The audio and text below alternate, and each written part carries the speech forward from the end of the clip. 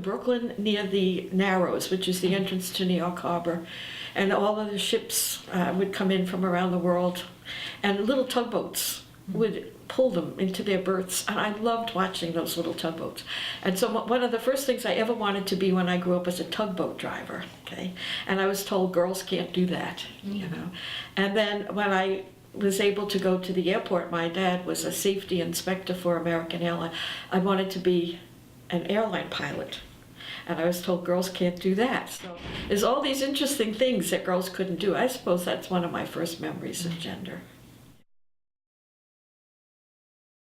In second grade, teacher had us write a famous essay for children, If You Had 3 Wishes.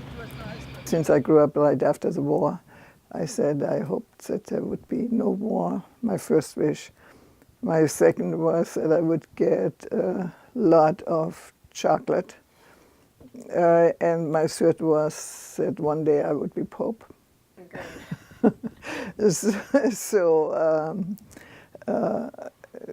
And I always say, you see what happens to girls, because that was in second grade, and one day I wanted to be Pope, and when I was 15, 16, I just wanted to be pastoral assistant.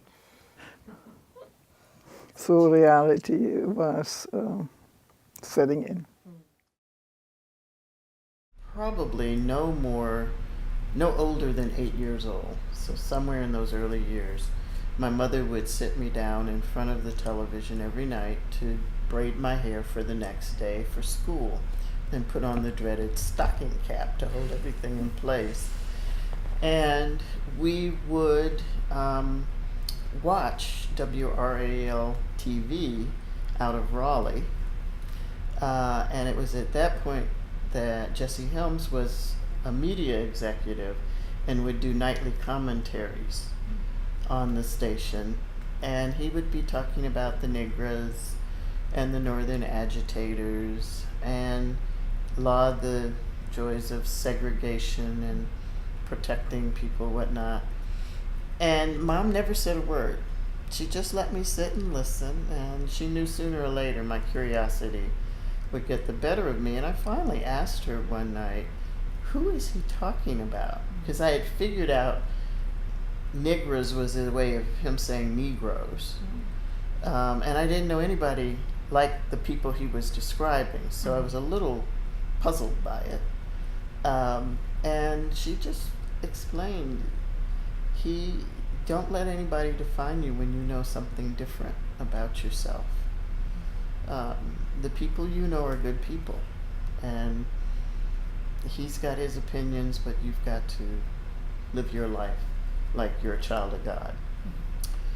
And that seemed like a good enough explanation for me, but it was the first time I got a real strong sense there are people out there who hate me or drew conclusions about me just based on the color of my skin.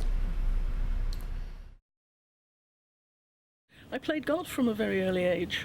I was very good from a very early age, and it really amazed me that there were parts of the golf club I couldn't go into, there were days of the week that I couldn't play, that men seemed to think that women shouldn't have been there anyway. So actually it wasn't a sort of theological first impression. It was actually from sort of life itself. And it's amusing when I look back now, but I played on the university golf team in the UK, which is not the same setup as you have in America, and I was the captain of the team, and I couldn't play because I was a woman. So I was the one that drove them around and made the tee and couldn't play, and yet I was by far the better golfer as well. So all of that started making me think that there were issues, obviously, with gender, or as it was perceived. And then, of course, once I started to study theology, it was absolutely obvious to me that they're huge problems, and that being a woman in theology is a very difficult task, really. Yeah. And my parents went to Hong Kong after the Second World War, and they were traditional parents, and so my parents gave birth to 5 girls before the 2 sons finally arrived. And for anyone from an Asian background will understand perfectly that they have waited for the two sons to come to continue the family line. And so that means if you are born a girl and then you had that kind of internalized oppression sometimes that you are less than, or you receive less than the sons in the family. So I think that from early childhood, I began to question why girls were treated that way. And that is why when people said that I learned feminism when I came abroad to study, I just laugh. How could it be? Because people did not understand. Each person had a particular story. I'm married and we're having kids, but was continuing to finish my MA and PhD. And all of that seemed very natural until I actually finished my PhD. And I brought my doctoral thesis to this professor, to hand in. And I had my third child on my hip. So I handed his, and he said, sort of in a grumpy way, "I'm very disappointed. You're going to go off and teach someplace else, and I expected you to be my TA. I don't know whether he said for the rest of your life, but that was kind of the implication." I remember thinking, what? Did you really think I got a PhD to keep on being your TA for the rest of my life? So I just said nothing because I knew I needed his vote to pass. In other words, I was going to have the oral shortly thereafter. But that really, deeply kind of shocked and disappointed me. I thought, well, sorry, I'm leaving. And I have a job on the other side of the country. One night when I was about, 10 or 11, it occurred to me as I was falling asleep one night that God might be a woman.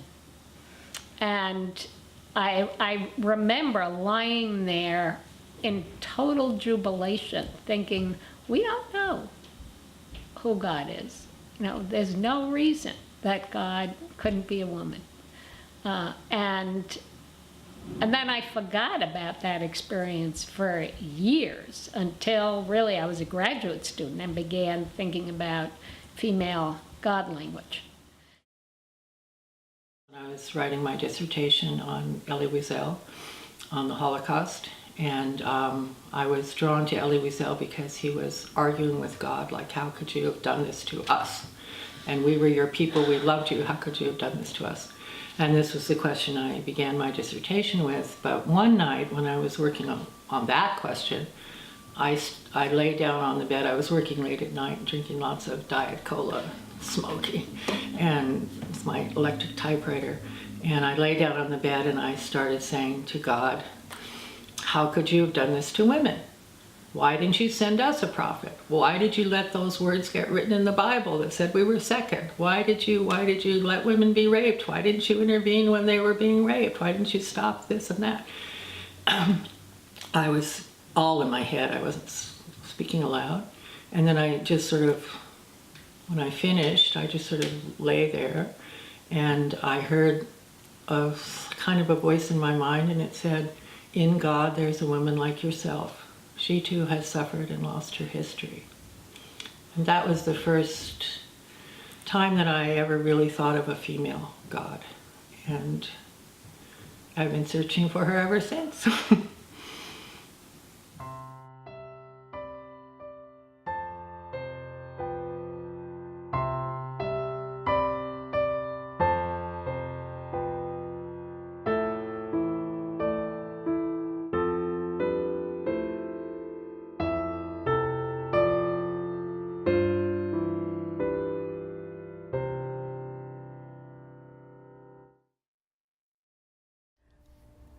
I left here, ITC, and I went to New York to pursue my doctoral work in theology. And I was going there to study with Dr. James Cone. One of the things Dr. Cohn said to me, he took me to lunch and we were talking about what to expect when I get to Union in the fall. And one of the things he said to me, we don't need another James Cone. I said, okay. Well, he said it again, we don't need another James Cone. What he was saying to me is, my voice is not your voice. You're coming to Union Theological Seminary. Yes, you're going to study with me, but what we're going to need from you is your voice. Very, very liberating. You know, he was not looking for disciples. He was looking for scholars to be able to speak and to speak out of our own context, the context that historically had been violated by ideologies of white supremacy, a context that's been violated by patriarchy, a context that was violated by classism and a lot of other isms that we have been negatively impacted by over the years, over the decades, over the centuries of our presence in these United States. San Luis Sonora, there was a group of religious women, nuns. And for me, they were so educated. And they had no hospitals, no schools. They were missionaries, working always with the poor. That was the charism of this community. The Helper Sisters, this French community. And they were coming from the best traditions of religious education at the Catholic Institute in Paris. So for me, they became my idols, my icons. Oh, how much I wish to be an educated woman and then teaching religion. And so my desire of learning was enriched by my contact with the sisters. So every Saturday for me, it was a matter of being at the church, learning about lessons. I also learned about guitar. I forgot about that, right now. But it's just so it was forming a community of young women concerned about religious education and learning about the best methods for conveying, quote unquote, the truths of Christianity to the people. So that environment made me grow in self-esteem, in desire for doing something that also gave me direction in life. So by my age of 17, I joined the community. I went to Mexico City, and that is how I continued to develop. But from being a catechist at early age, soon as I became part of the community, my idea was I needed to study theology. And the sisters were very supportive at that point. In my BA in licensing theology, I completed my studies while being a part of the sisters. The issue with the community came when I wanted to continue with my doctoral studies. They said that I was too young. I was 26, 27 years old. Too young, I should wait for 10 more years so that I can go to my doctoral studies. So to me, at that age, it was like the time for waiting was long. So that is why I left the community. It was not because lack of vocation, which I do love and I admire the sisters so very much. I have a great deal of respect for the nuns in general, but in particular for those nuns whose charism is that mission, is that being out there with the people, is that dedicating their lives to the promotion of justice among the poor. I've always felt as a white woman from a upper middle class family with great access to education and resources that part of my responsibility has been to create new spaces where other people could have that and to create new ways of doing the work. And so when I came back from Argentina with a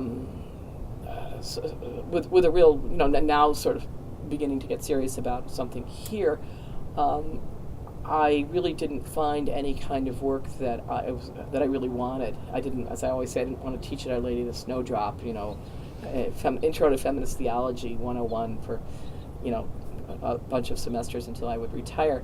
I really wanted to do something much more dynamic. And some of the women from Network, the nuns on the bus, some of the women from Network said, well, why don't you start something that would be like Network except for women in religion? And that was really the inspiration for what I called the Women's Alliance for Theology. And I had 2 pieces of paper. I wrote a little proposal on a typewriter. People won't maybe remember what that is, but on a typewriter with whiteout, I wrote a little proposal, which we do have at the Water Office, actually, the original founding document. And then I started peddling it to women, especially in the Protestant church bureaucracies and Catholic nuns. And the Sisters of Loretto gave us our first grant. And then we opened an office, and we decided, we had a meeting one time with a group of women, the founding group, which was about a dozen women, and I was talking to them about this idea I had, and people like Elizabeth Schuster-Fiorenza and Mary Collins and Madonna Kolbenschlag, and of course Diane and I were there, and others, and they said, well, Women's Alliance for Theology, that's a great idea. And so they said, why don't you both do it? Because my partner Diane New had also trained at the Jesuit School of Theology in Berkeley. We had both done the Master of Divinity there. She later did a Master's in Sacred Theology and a Master's in Social Work and a Doctorate in Ministry. So we were literally all dressed up with no place to go as out lesbians who were pro-choice. There was not a huge market for us in Catholic circles in those days, but there was a need, and especially a need for Catholic women, but for others as well. And so the Network people's idea that gave me the idea was a good one. And the encouragement of people like Elizabeth and Mary Collins was helpful, but it wasn't really very practical because we like to eat as well, so how would we make a living doing this? But somehow we managed, and Diane did the liturgy and ritual part, and I woke up one morning and I said to her, wait, Women's Alliance for Theology, that's really kind of flat. What if we added ethics and ritual? We could call it water, sort of ha-ha. And it has been the ha-ha ever since, that the name turned out to be really inspired in the sense that it allows a lot of different possibilities, both symbolic and strategic. After I became a faculty member, I was now the first woman and the only woman again on this faculty at Catholic University. I knew that the standard for tenure was very high. There are a lot of great publishing scholars there. And it was particularly fraught because of my gender when it came up time for tenure. So I did receive the vote of the faculty for tenure, but my case was held up by the Archbishop. This is a pontifical university, because of an essay I had written on feminist theology. And so the Vatican got involved. I had to answer a whole series of questions, first in writing, then in person, and so on. So by the time I got tenure, it was well into the year of grace. I really felt I was finished, as a research scholar there. But in the end, I did get tenure. And the experience of that, I think, more than anything, awakened me to the power of patriarchy in the church and the threat that anyone is who makes, or was at that time, who makes a statement that somehow challenges or goes up against or shows even a different way of thinking than the standard, male-oriented pattern. My project was a simple book speaking about female images of God. So when I started to write it, the anger in me against patriarchy came out in such venom. It almost frightened me. I was so angry. And I thought, well, this isn't going to get anybody anywhere. It's like when you're angry in the classroom and you yell at the student, automatically as a teacher you have lost. You know what I mean? So I said, well, no, find another approach and so on. But what I did that whole year, and really it was the energy of the tenure battle and my anger as a result of it all, was I wrote She Who Is. That's how that came out. So when I would be petering out of energy, I would remember some of the things that happened. I go, whoop, back to the computer, another chapter. No, but it went on like that. It fueled my energy to do theology in the way that hopefully would make a difference, that I could use arguments from scripture and tradition and women's experience today and lay something out that wasn't crazy, wasn't like, oh, they just could be dismissed, but had to be taken seriously within. If you take these sources seriously, then you need to look at this. And I think ever since, that's been the method that has come to me to do theology, is with that in mind. That has never gone away. Yeah. Carol Christ had also, when I was on sabbatical at Union, called the New York Scholars, Feminist Scholars of New York, something like this. And there was the whole room full of high-powered women, Beverly Harrison, Mary Daly was not there, but all the people who became leading feminists afterwards. And I, because my English was so weak, I mean, I was very conscious of my English, I always thought when I at faculty meetings or so, when I said something, nobody would pick it up, and then the conversation would move a while, and then a colleague would say something very similar, if not the same, and then it was suddenly a brilliant idea, you see. So I always thought the problem was my English, and they didn't quite understand it. And I never forget, we were in a living room of, I don't remember of whom, at Union Theological Seminary, and there was this group of high-powered American women, and one after the other shared the same kind of experience. So I was cured to blame my accent on not being understood. So, yeah. Another scholar that was very influential in my own intellectual formation was Professor Letty Russell of Yale Divinity School. I met her in 1983. She was the first feminist theologian from the West that I met. And so she was invited to South Korea to deliver a couple of lectures, and so I went there, and in one occasion as her respondent. And so that is how we met. And then I came over in 1984 to begin my doctoral studies, and Letty Russell and Shannon Clarkson invited us to her house, and then to form a little fellowship for Asian and Asian American women. 13 of us in her living room started this network that is now called Pacific Asian and North American Asian Women in Theology and Ministry.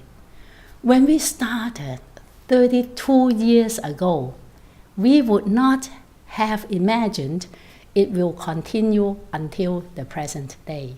And so then when I became a faculty, and then I served as a faculty advisor. So those who finished, like Rita Nagashima Brock and others, later became faculty advisors to that group. And Letty had been very influential and very helpful in my own professional career. I came into Yale. Carol Christ was a year ahead of me, and we became good friends my second year and her third year at Yale. And we were each other's support system and were essentially each other's advisors. So I ended up writing a feminist dissertation, which was actually, I think, the second feminist dissertation in religious studies after Rita Gross's. Wow. Yeah. And Julian Hart was the advisor for both Carol and me. He already knew he was leaving for the University of Virginia when he agreed to become our advisor, but nobody else in the department would have taken on the dissertation. So I wrote it with not only no support, but with the director of graduate studies and other members of the department trying to torpedo it. I mean, Carol was really my advisor. I was at a National Council of Churches Racial Ethnic Women in Ministry conference, and I had been on the planning team. And the keynote person for us was Kate Common. And Kate Common was this mythical figure for those of us in the Midwest. She was like, oh, and I ended up being her driver. And we now call it fangirl. I was in full fangirl. I couldn't even speak. And so she was sitting outside one of the cabins. And it was almost like Jesus and the little children. She was seated, and these women of different races and ethnicities were around her feet. And I was standing off to the side, just grinning, you know. And she's talking to each person is talking about what they want to do. And she gets to me and she said, you know, you've been my driver, but you don't talk much. And she said, so what are your plans? I said, well, I know I want to teach, but I'm going to wait 5 years and then I'll go back to school. She gave me this look that I now call the Kate Common look. And I have described it, and everybody who has received this look says, yep, it's the Kate Common look. And it's one you don't want to get, because she's looking at you like you have lost your last bit of sense. And so she gives me this look, and she says, do you realize that as we sit here in 1984, there are only 5 black women with earned PhDs in religion in the world? And she let that sink in, because I know she could tell I was going through, and I knew who the 5 were, but I always assumed there would be more. I mean, it just didn't dawn on me that that was it. And so once she realized that it had hit home, she just said, do you really think we can afford for you to wait? So 2 weeks later, I was taking my GREs, and in that fall, I was back in the classroom.